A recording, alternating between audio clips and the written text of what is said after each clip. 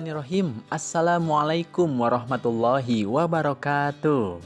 Hai adik-adik semuanya, bagaimana kabarnya hari ini? Semoga kita semuanya masih dalam keadaan sehat walafiat ya. Kali ini kita akan belajar mata pelajaran pendidikan agama Islam. Simak videonya baik-baik ya. Adik-adik, dalam video kali ini kita akan mengenal nama-nama Allah Subhanahu wa Ta'ala melalui Asmaul Husna. Untuk mengenal sesuatu seperti orang, hewan, tumbuhan, dan benda alam lainnya, biasanya yang pertama ditanyakan adalah namanya, betul kan? Karena melalui namanya itu kita akan mengenal sesuatu. Begitu juga dengan Allah Subhanahu wa Ta'ala. Untuk mengenal lebih jauh siapa itu Allah, jawabannya ada pada mengenal Asmaul Husna. Asmaul Husna artinya adalah nama-nama Allah yang baik. Allah mewahyukan nama-namanya melalui kitab suci Al-Quran. Di sana disebutkan namanya sebanyak 99 nama.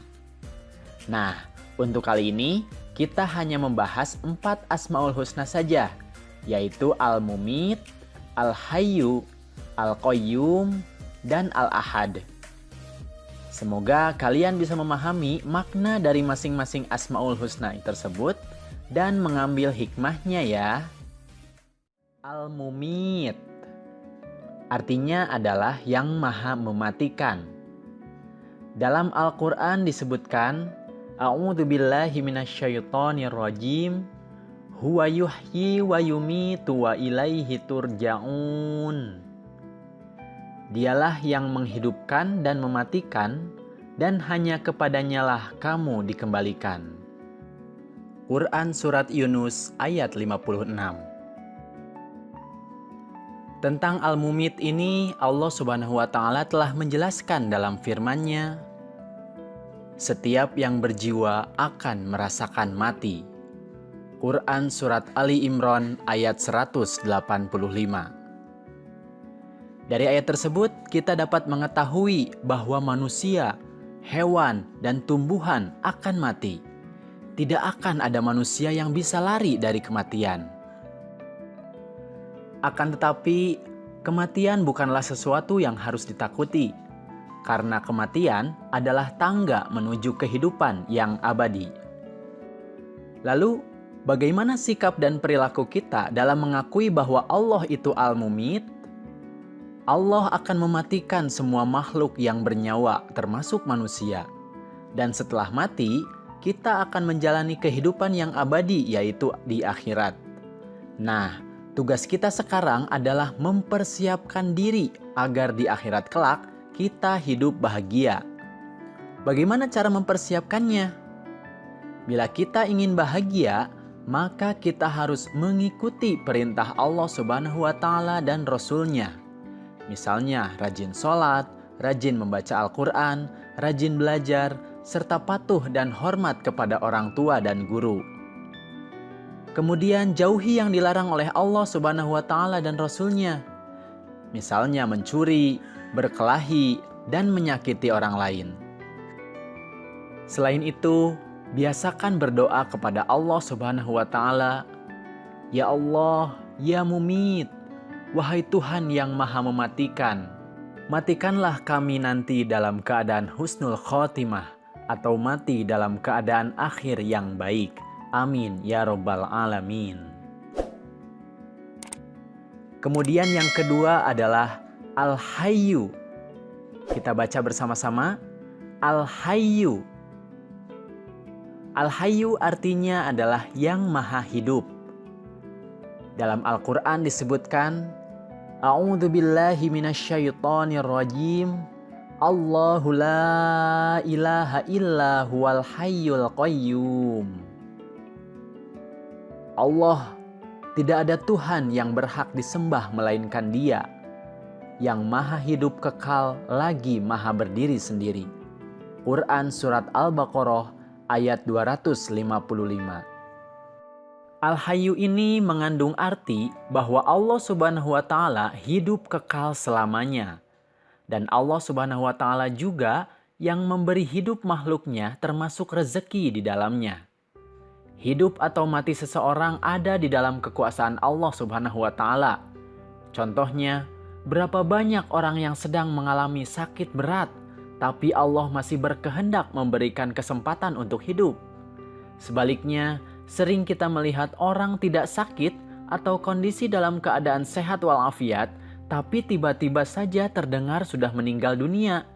Penyebabnya bermacam-macam. Ada yang sakit jantung, terjatuh, tabrakan atau tertabrak, tenggelam, tertembak, dan sebagainya. Lalu, bagaimana sikap dan perilaku kita dalam mengakui bahwa Allah itu Al-Hayyu? Allah yang Maha Hidup menugaskan manusia untuk memelihara kehidupan dan mencari rezeki yang sudah disediakan oleh Allah Subhanahu wa Ta'ala. Berarti, sikap kita adalah harus memelihara diri sendiri, yaitu dengan cara makan dan minum secara teratur, jangan berlebihan, dan selalu memelihara kebersihan agar tetap sehat. Selain itu, kita juga harus berperilaku membantu kelangsungan hidup orang lain. Misalnya bersedekah dengan cara memberi makan, minum, dan membantu kesehatan orang lain yang membutuhkannya. Kemudian berdoalah kepada Allah Subhanahu wa Ta'ala, "Ya Allah, ya Hayyu, wahai Tuhan yang Maha Hidup, hidupilah kami dalam keselamatan dan kemanfaatan. Amin ya Rabbal Alamin." Kemudian yang ketiga adalah Al-Qayyum. Kita baca bersama-sama, Al-Qayyum. Al-Qayyum artinya adalah yang maha berdiri atau mandiri. Disebutkan dalam Al-Quran, A'udzu billahi minasyaitonir rajim. Allahu la ilaha illa huwal hayyul qayyum. Allah, tidak ada Tuhan yang berhak disembah melainkan Dia, yang maha hidup kekal lagi maha berdiri sendiri. Quran Surat Ali Imran ayat 2. Al-Qayyum ini mengandung arti bahwa Allah Subhanahu wa Ta'ala itu berdiri sendiri untuk selama-lamanya. Dia menciptakan alam semesta beserta isinya serta mengurus seluruh makhluknya sendirian. Lalu, bagaimana sikap dan perilaku kita dalam mengakui Allah itu Al-Qayyum? Allah yang maha berdiri atau mandiri memberikan pendidikan kepada kita supaya hidup tidak selalu bergantung kepada orang lain. Berarti, apabila kita berada di rumah, kita harus sudah dapat melakukan hal-hal tertentu itu secara mandiri. Misalnya, merapikan tempat tidur, menyiapkan peralatan sekolah, mencari sendiri pakaian sekolah, mengambil sendiri sarapan atau makanan untuk berangkat sekolah, dan sebagainya.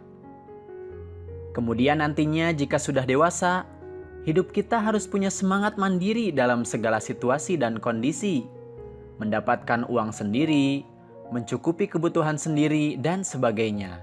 Istilahnya, kita harus bisa berdikari atau berdiri di atas kaki sendiri. Kemudian kita juga harus berdoa kepada Allah Subhanahu wa Ta'ala, "Ya Allah, ya Qayyum, wahai Tuhan yang maha berdiri sendiri atau mandiri, jadikanlah hidup kami tidak selalu bergantung kepada orang lain. Amin ya Rabbal Alamin." Kemudian yang keempat adalah Al-Ahad. Kita baca bersama-sama, Al-Ahad. Al-Ahad ini artinya adalah yang Maha Esa. Dalam Al-Quran disebutkan, A'udzu billahi minasyaitonir rajim. Qul huwallahu ahad. Katakanlah, dialah Allah yang Maha Esa. Quran Surat Al-Ikhlas ayat 1. Al-Ahad ini mengandung arti bahwa Allah Subhanahu wa Ta'ala itu Maha Esa. Tidak ada sekutu baginya. Tidak ada Tuhan selain Dia. Lalu, bagaimana sifat dan perilaku kita dalam mengakui bahwa Allah itu Al-Ahad? Allah yang Maha Esa merupakan Tuhan kita satu-satunya. Artinya, kita harus menyembah hanya kepadanya saja. Itu karena Allah itu tidak beranak dan tidak diperanakan, serta tidak ada sekutu atau yang berhak disembah selain Dia.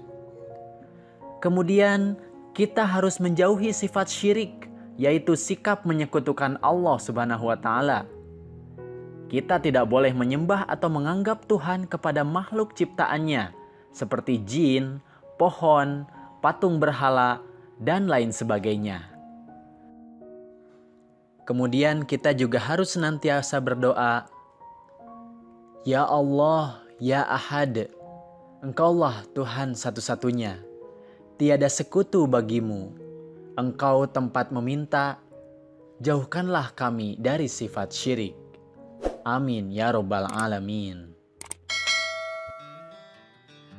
Nah, itulah adik-adik video tentang Asmaul Husna, yaitu Al-Mumit, Al-Hayyu, Al-Qayyum, dan Al-Ahad.